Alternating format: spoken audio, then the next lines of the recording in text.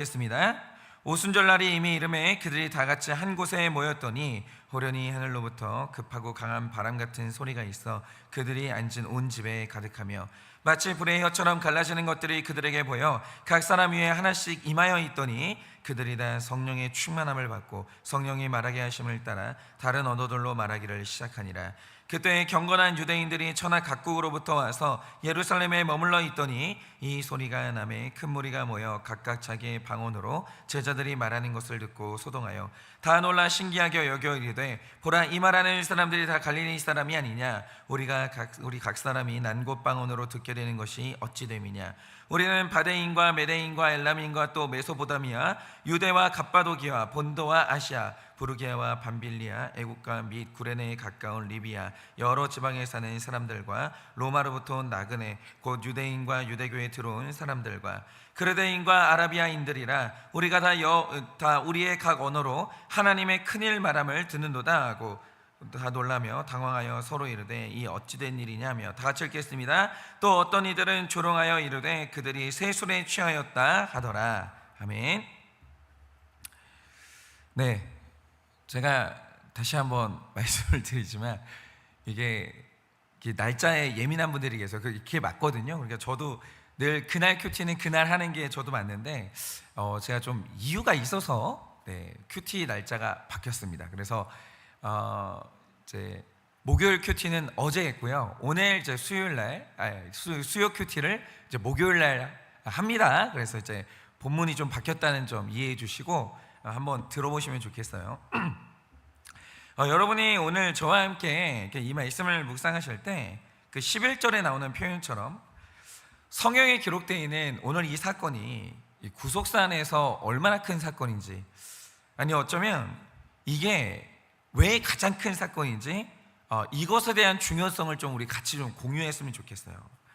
자, 성경에서 성령님은 여러 가지 상태로 임하셨습니다. 뭐 세미한 음성으로 임하실 때도 있었고 불로 임하실 때도 있었습니다. 그런데 그 중에서도 가장 중요한 성령의 임재하시는 현상이 있는데 바로 그게 성령이 바람으로 임하시는 거예요. 뭐 이런 경우 굉장히 많았습니다. 그러니까 성령의 바람이 부는 거예요. 그러니까 성경 안에서 성령의 바람이 불기 시작하면 이 바람이 불 때는 언제나 두 가지 중에 한 가지 일이 일어났어요. 첫 번째는 뭐냐? 성령의 바람이 불 때 죽었던 게 살아났어요. 그러니까 최초의 성령의 바람이 임했던 게 뭐냐면 아담이 창조될 때였거든요. 그러니까 하나님께서 흑으로 빚어서 사람의 모양을 만드십니다.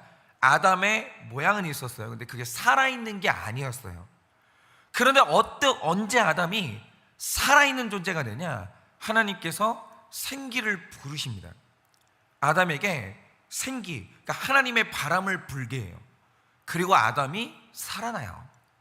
이 역사가 일어나는 거죠. 예를 들어서 에스겔서 37장을 보시면 완전히 죽어서 마른 뼈가 돼버린 이스라엘의 상태가 나타나거든요. 근데 놀랍게도 그 환상에서 완벽히 죽었던 마른 뼈가 강력한 군대로 살아나요. 그런데 이때 있었던 일이 뭐냐? 에스겔서 37장 9절은 이렇게 기록합니다. 인자야, 너는 생기에게 되어나라.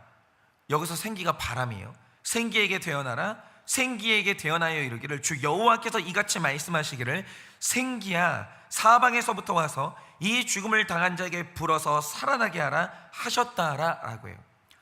여기서 이 생기가 뭐냐? 불어오는 바람처럼 임하는 이 생기가 뭐냐? 이게 바로 성령 하나님입니다.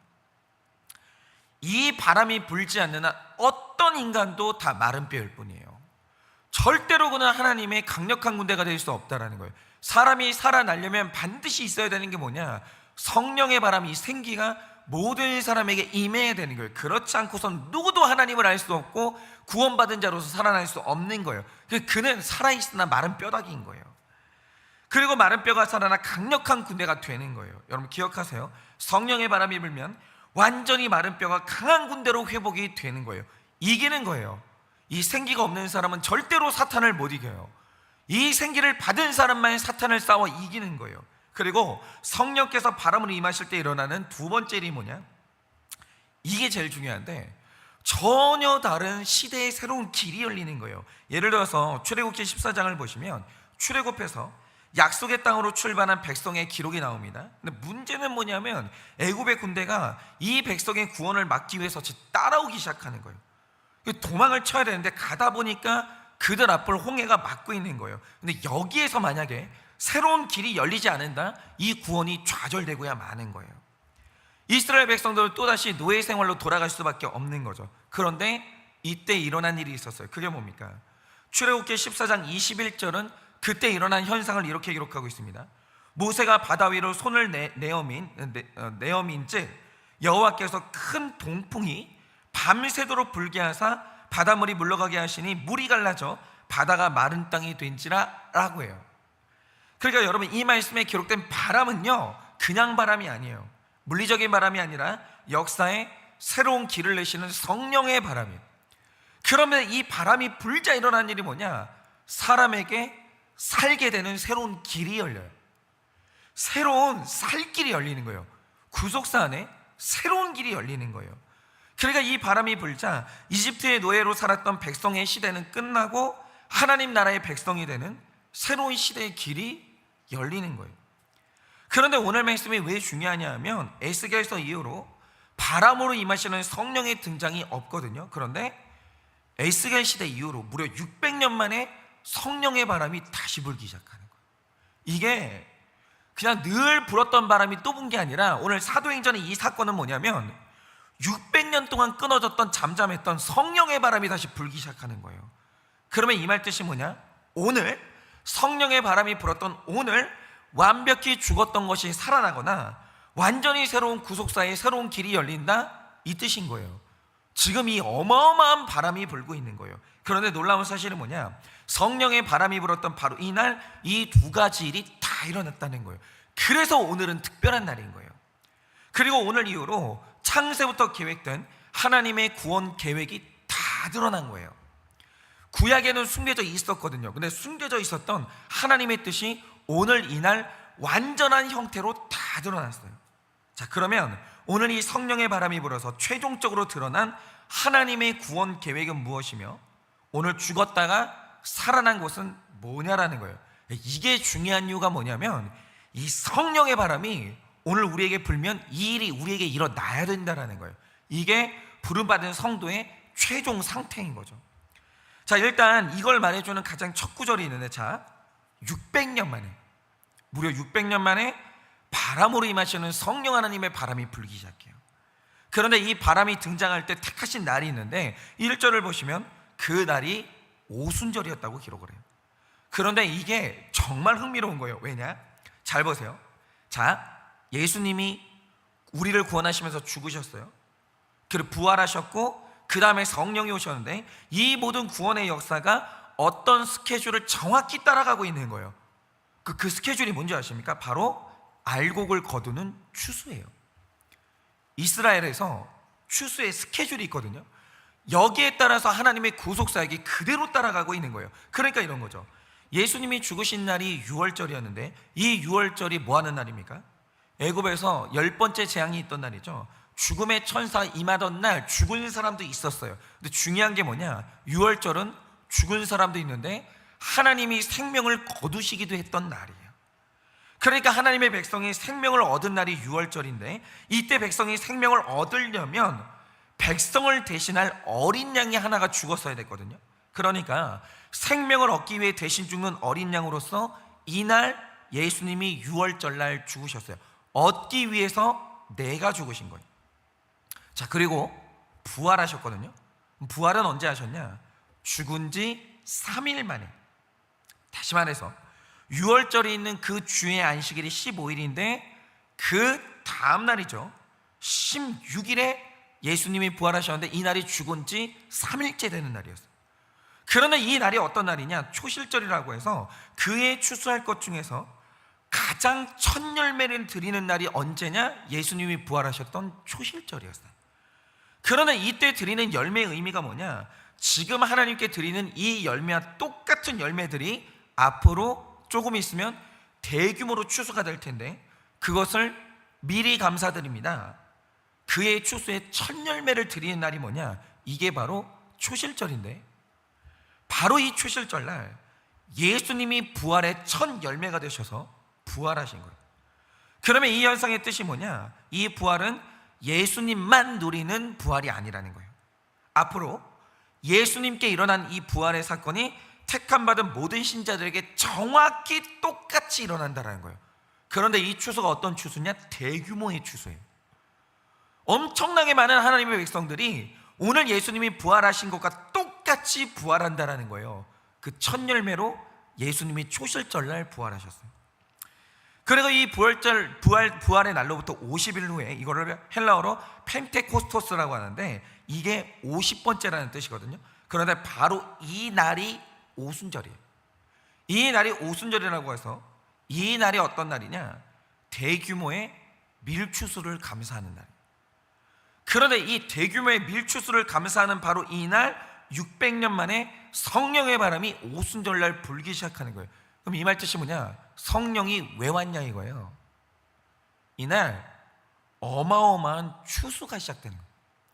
성령의 오심으로 말미암아 어마어마한 추수의 역사가 일어나는 거예요. 그러니까 여러분이 성경을 잘 보셔야 되는 게 뭐냐면, 영원한 생명을 가진 예수님이 이 땅에 오셔서 자발적으로 죽으셨어요. 그리고 부활하셨어요. 그리고 오순절 성령님이 바람으로 임하셨어요. 그러면 이 모든 구원 역사의 목적은 딱 하나예요. 이게 기가 막히게 이스라엘의 이 타이밍, 이 이스라엘 백성들의 하나의 타이밍하고 정확히 맞아떨어지고 있는데, 그게 뭐냐면 생명을 추수하는 거 말고 다른 이유가 없는 거예요.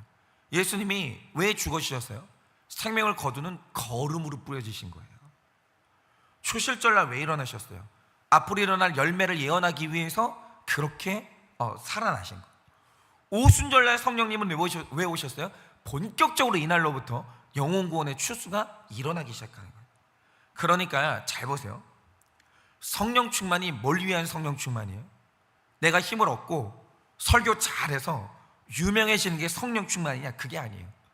성령 충만의 결론은 영혼 구원 딱 하나밖에 없는 거예요. 딱 하나. 그러니까 어떤 사람이 막 엄청난 에너지를 발산해요. 엄청난 능력을 보여줘요. 근데 그것만 가지고 성령 충만이다 이렇게 말하면 안 되는 거예요. 어떤 사람이 방언해요. 여러분, 방언은 귀신도예요. 어떤 사람이 예언을 해요. 예언은 무당도예요. 그러니까 그런 현상을 가지고 저것이 바로 성령 충만이다 이렇게 말하면 안 되는 거예요. 저 방언이, 저 예언이, 저 엄청난 은사의 나타남이 결론이 뭐냐라는 거예요. 언제나 성령 충만의 결론은 하나밖에 없는데 그게 바로 영혼 구원이에요. 그런데 중요한 건 여기에서부터입니다. 자, 유대인들도 하나님의 목적이 구원이라는 건 알았어요. 그런데 중요한 건 하나님이 추수하고자 했던 영혼이 누구냐는 거예요.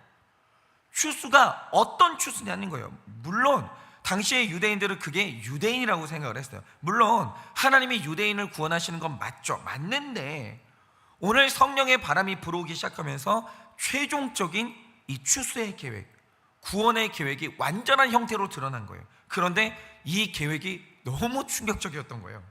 그게 뭐냐? 여러분이 3절 말씀을 보시면 마치 불의 혀처럼 갈라지는 것들이 보이더니 그 혀가 사도들 안에 충만하게 임한 거예요. 그러자 가장 먼저 일어난 게 뭡니까? 4절을 보면 혀와 같은 성령의 바람이 불었는데 복음을 얻게 하는 구원을 얻게 하는 복음이 말해지기 시작하는 거예요. 사도들의 입에서 이 복음이 나오기 시작하는 거예요. 그런데 충격적인 건 성령이 복음을 말하게 했던 언어가 유대인의 언어인 히브리어가 아니었다는 게 충격인 거예요. 이날 성령님은 이방인들이 쓰고 있는 아람어와 헬라어로 복음을 말하게 하시는 거예요.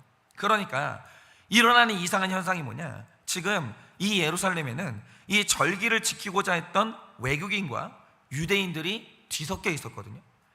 그런데 이날 성령님이 복음을 선포하시는데 중요한 건 유대인들만 알아듣는 히브리어로 선포하지 않았다는 거예요. 아람어와 헬라어를 쓰는 이방인들이 다 알아듣는 이 언어로 말씀하시기 시작했는데 정작 이날 유대인들은 복음을 하나도 못 알아들었어요. 하나도. 그러자 이 순간 하나님의 최종적인 구원의 계획이 다 드러나는데 그게 뭡니까?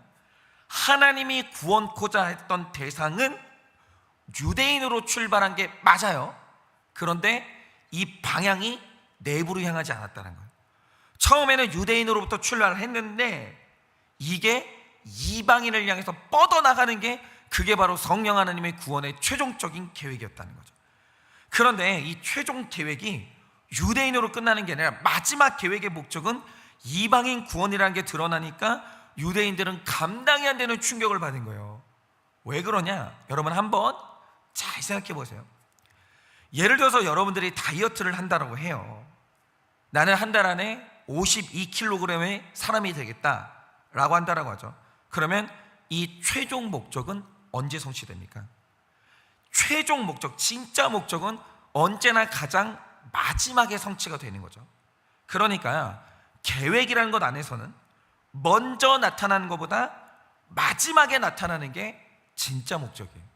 그런데 여러분 보세요. 구원 계획에서 마지막에 나타난 구원 대상이 누구예요? 충격적이게도 유대인이 아니라 이방인이었어요. 그러면 이 말 뜻이 뭐냐? 유대인은 과정이고 진짜 하나님의 구원 계획의 목적이 되는 대상은 이방인이었던 거예요. 세계관이 이날 뒤집어졌어요. 성령님이 임하시던 날 고정관념이 쪼개지는 거예요. 전혀 새로운 어떤 관점 하나가 열리는 거예요. 그리고 더 충격적인 건 창세전에 하나님이 구원의 계획을 먼저 짰어요. 실행이 있기 전에 계획이 먼저 있죠. 그러면 최종 계획을 먼저 세워요? 과정을 먼저 세워요? 언제나 우리는 최종 목적, 이걸 먼저 세우고 그걸 위한 과정은 나중에 수립이 되는 거죠. 그러면 자, 오늘 드러난 게 뭐냐? 하나님의 최종적인 계획은 이방인을 구원하는 거다, 이게 드러났어요. 그러면 창세전에 하나님 마음에 먼저 품게 된 것, 하나님 마음에 먼저 들어왔던 것은 유대인이에요? 이방인이에요? 하나님 마음에 먼저 들어왔던 것은 이방인이고 과정이었던 유대인은 나중이에요. 그러니까 구속사 안에서 이 창세기의 관점으로 볼 때 구속사의 장자는 누구냐? 유대인이 아니라 이방인이었던 거예요.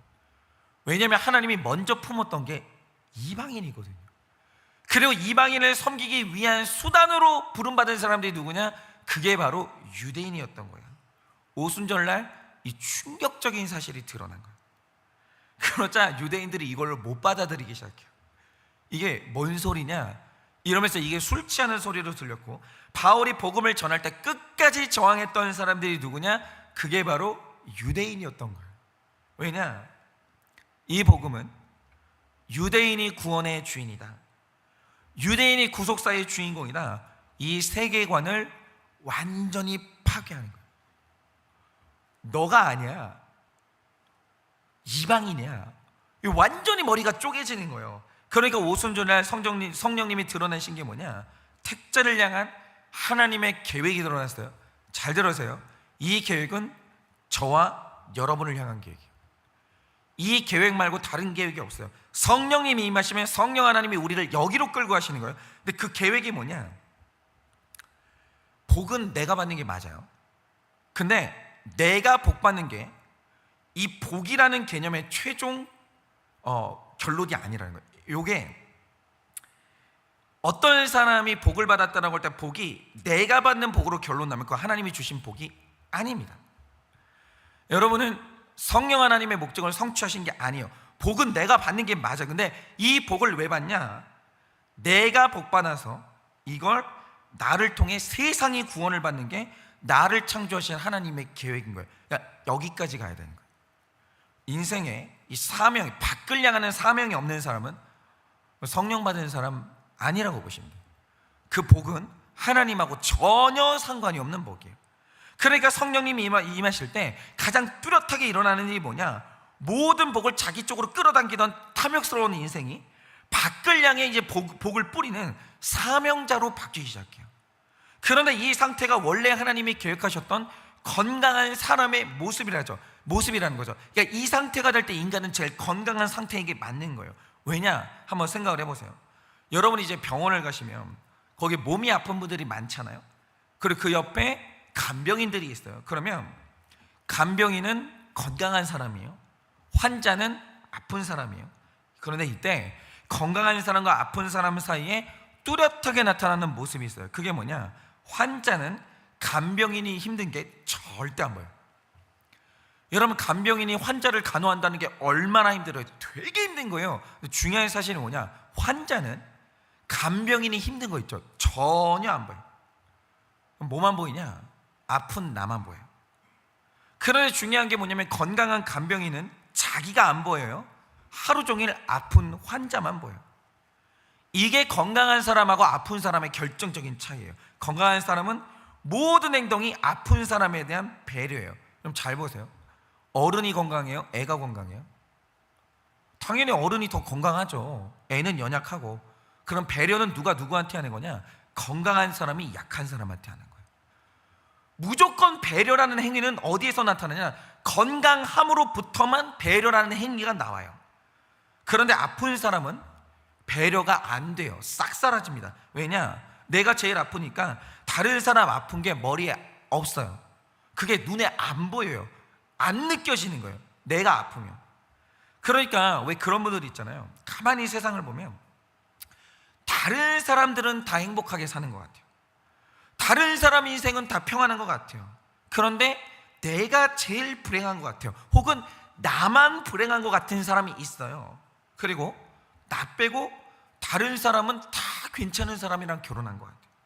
근데 하필이면 내 안에 내 남편이 제일 이상한 것 같아요. 내 결혼 생활만 불행한 것 같아요. 남의 결혼 생활은 다 평범한 것 같고 괜찮은 것 같아요. 그리고 직장을 봐도 내 직업이 제일 힘든 것 같아요. 다른 사람 직업은 그래도 금융치료라도 받고 그래도 좀 편해 보이는데 내가 하는 일이 가장 힘들고 가장 고통스럽게 느껴지는 분들이 있다는 거죠. 왜 그러냐? 팩트라서 그런 게 아니에요. 정말 내가 가장 힘든 상황에 놓여 있거나 내가 만난 사람이 제일 이상한 사람이라 그런 게 아니고요, 여러분 아픈 거예요. 그러니까 다른 사람은 다 행복해 보이고 다른 사람은 다 편해 보이는데 나만, 내가 제일 힘든 것 같다. 이유가 뭐냐면 그러니까 아픈 거예요. 그러니까 다른 사람 힘든 게 안 보이는 거예요. 다른 사람 아픈 게 안 보이는 거예요. 다른 사람이 그 결혼 생활을 유지하기 위해서 얼마나 애를 쓰고 있는지 이게 전혀 안 보이는 거예요. 왜 그러냐? 그게 아픈 사람 특징이에요. 이 아픈 사람이 다 피의식에 젖어 있는 거예요. 그런데 사람이 회복되고 여유가 생기고 성숙해졌다라고 할 때 그 증거가 뭐냐? 나보다 힘든 사람 보여요. 그러니까 어느 날 저 사람이 나보다 힘드네, 이거 보이잖아요. 여러분 건강하신 거예요. 다른 사람 고통이 보이는 거예요. 그리고 배려라는 행동이 나오는 거예요. 이게 어마어마한 거예요. 건강하지 않으면 배려가 안 된다니까요. 그런데 영적인 경우가 똑같아요. 여러분, 영적으로 제일 건강한 상태가 뭐예요? 그러면 성령 충만한 상태예요. 성령으로 충만한 사람은 아픈 사람이 없어요. 무조건 건강한 거예요. 그런데 건강하고 회복된 그리스도인에게 가장 먼저 일어난 일이 뭐냐? 내 구원만으로 안 끝나요. 그게 안 돼요. 성령 충만한 사람은 나 구원받고 내 자식 구원받은 걸로 안 끝나요. 그렇게는 안 돼요. 죽어가는 다른 영혼, 성령을 못 받아서 메말라가는 다른 영혼이 보이는데 그거를 못 참는다고요. 그걸 그냥 보고 있지 못한다고요. 왜냐하면 내 안에는 힘이 있기 때문에, 여유가 있기 때문에 섬김이 나오는 거예요. 그래서 성령 충만한 사람이 하는 이 배려가 있어요. 그게 뭐냐? 예수 믿으라고 말할 수 있게 되는 거예요. 예수님 믿으라고 말할 수 있게 되는 거고 그 사람을 공동체로 데려올 수 있게 되는 거예요. 여러분, 전도는요, 영적으로 건강하지 못한 사람은 죽어도 못해요. 왜냐? 전도를 해본 사람은 알아요. 전도해서 교회로 데리고 오잖아요. 내가 그날부터 책임을 져야 되거든요.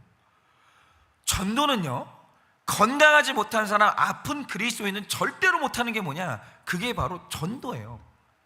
그래서 제가 얼마 전에 책이 하나 나왔거든요. 부흥하는 교회, 쇠퇴하는 교회라는 책을 봤는데 이 책을 지은 분이 리서치를 하는 분이에요.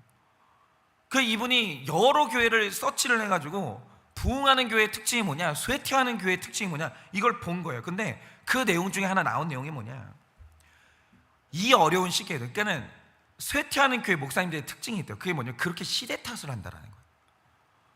그 이런저런 탓을 한대요. 예를 들어서 우리 교회 주변에는 아파트 단지가 없어요. 우리 교회에는 어떤 그 주차장이 없어요. 늘 이런 탓을 한다는 거예요. 그러면 여러분 생각을 해보세요. 아파트 단지에 교회 하나만 있는 거 아니잖아요. 이 교회도 있고 저 교회도 있고 저 교회도 있어요. 그런데 부흥하는 교회는 정해져 있어요. 아파트 단지에 있다라고 해서 모든 교회가 다 부흥하는 게 아니라는 거예요. 되는 교회가 있고 안 되는 교회가 있는 거예요. 그게 원인이 아닌 거예요. 이 어려운 때에도 부흥하는 교회는 있는 거예요. 그런데 부흥하는 교회들을 보면 하나같이 똑같은 특징이 하나 있어요. 그게 뭐냐? 나도 구원받아야 되지만 다른 사람도 구원받는 게 내 사명이다라고 하는 하나님의 대위임장 있죠. 지상명령. 이게 그 교회에 퍼진 교회, 그 교회는 부흥하더라는 거예요. 그런데 이게 바로 성령의 충만함인데, 성령의 충만하면 그게 건강해진 거예요. 그 교회는 그냥 전도를 잘하는 이 본질이 아니라 건강한 거예요. 내가 구원받았는데 남의 구원을 도울 수 있는 성령 충만함에 힘이 있는 거예요. 건강한 거예요. 그러면 여러분, 성령의 방향은 어떤 경우에도 안으로 파고들지 않아요. 성령의 이 운동은 이 두나미스, 이게 폭발하는 성질을 가지고 있는데, 폭발한다는 것의 방향은 뭐냐면 무조건 밖으로 뻗어나가요. 성령의 충만함의 방향이 이거라는 거죠. 성령 충만함은 뭐냐면 어떤 경우에도 성령 충만은 안으로 파고들지 않아요. 밖으로 뻗어나가요. 그게 성령의 충만함인 거예요. 그래서 내가 성령 충만하면 옆에 사람이 안다고요. 알아요. 왜냐하면 그게 바깥으로 뻗어나가기 때문에. 그런데 에너지의 흐름이 그렇게 흐르는 사람치고 건강하지 않은 사람이 없다라는 거죠. 그건 건강한 사람인 거예요. 그래서 보이는 게 있는데, 정말 이 시대는요, 성령의 역사가 희귀해요.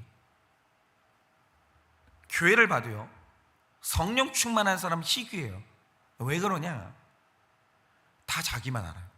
교회에 다니는 성도도 이기적이에요. 정말 좀 섬기라고 하잖아요. 그렇게 생색이 나요.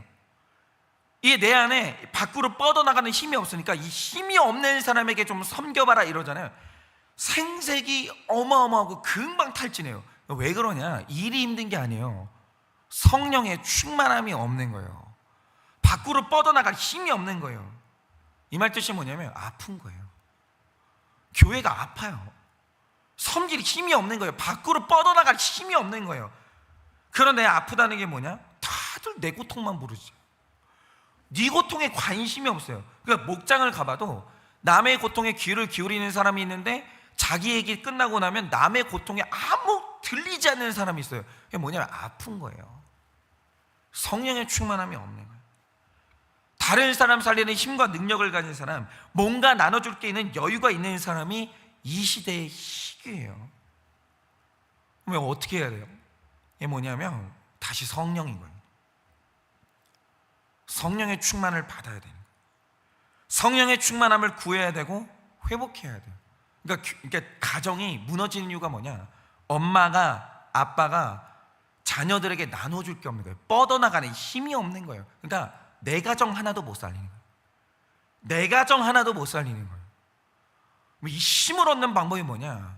이게 폭발하시는 성령이 다시 임하셔요. 성령 받아요. 그래서 나도 살고 남도 살리는 그 능력이 회복되어야 되는 거죠. 그러니 오늘 여러분 모두가 힘이 없으신 분들이 있어요. 나 살기도 힘드니까 남 살리는 건 엄두도 못 내는 분들이 있어요. 심지어는 집을 가도 내가 사람들에게 에너지를 나눠주는 게 아니라 우울한 나 때문에 가족들이 다 죽어가는 분들이 있을 거예요. 절망할 필요가 없어요. 여러분, 성령을 구하셔야 돼요. 병원 가는 거 중요합니다. 더 중요한 게 뭐냐? 성령을 구하셔야 돼요. 힘이 없으면 교회를 오셔야 돼요. 예배 자리로 오셔야 되는 거예요. 기도의 자리에 무릎을 꿇으셔야 되는 거예요. 그러면 성령의 바람이 부는 거예요. 마른 뼈다귀를 강력한 군대가 되게 하시는 성령의 바람이 부는 거예요. 그래서 오늘 사모하는 모든 성도님들께 오늘 이 성령의 바람이 불기를 예수님의 이름으로 축원합니다. 이 시간에 제가 기도하고 축도함으로 예배를 마치겠습니다. 기도하겠습니다. 주님, 가고 오는 모든 세대에 마른 뼈와 같이 무너져 있는 우리의 모습이 있습니다. 마른 뼈가 무엇을 할 수 있습니까? 내가 내 힘으로 일어설 수도 없는데 누구를 일으켜 세웁니까? 그런데 거기에서 그치는 게 아니라 살아있는 사람의 생기조차 빼앗아가는 것이 죽어있는 마른 뼈입니다. 주님, 그런데 하나님의 생기가 불어오는 성령의 바람이 부니 마른 뼈에 심줄이 붙고 살이 덮이고 근육이 생겨 강력한 하나님의 군대가 됩니다. 주님, 오늘 우리 가운데 마른 뼈와 같이 무너져 있는 지체들이 있습니다. 나누어 줄 것이 있는 것이 아니라 다른 사람이 있는 것까지 내가 빼앗아 보지 않으면 살 수가 없는 연약한 심령들이 있습니다. 주님, 그대로는 우리가 살 수가 없습니다. 전혀 새로운 길이 필요합니다. 바로 그게 성령의 충만함입니다. 생기로 불어오시는 성령의 바람이 불어야 합니다. 다시 우리 안에 차올라야 합니다. 그래야 우리가 건강해지고 다른 사람을 살리는 하나님의 군대가 될 것입니다. 그러니 주님, 오늘 이 설교를 듣는 모든 사람에게 오늘 바로 그 자리에서 성령님을 사모하는 기도가 시작되게 하시고 무릎 꿇는 신실한 주의 백성들이 나오게 하셔서 다 같이 성령의 충만함을 받아 나도 살고 남도 살리는 하나님의 군대로 회복되는 교회가 될 수 있도록 은혜를 허락하여 주시옵소서. 지금은 우리 주 예수 그리스도의 은혜와 하나님 아버지의 그 크신 사랑과 성령님의 유로하고 교통하여 주시는 그 역사하심, 오늘도 성령의 바람이 나에게 불어오기를 간절히 소원하여 성령의 충만함을 받고 밖을 향해 나누어주는 사명의 인생이 되기를 원하는 사랑하는 모든 주의 종들의 머리 위에 지금으로부터 영원 무궁토록 함께 있을지어다. 아멘.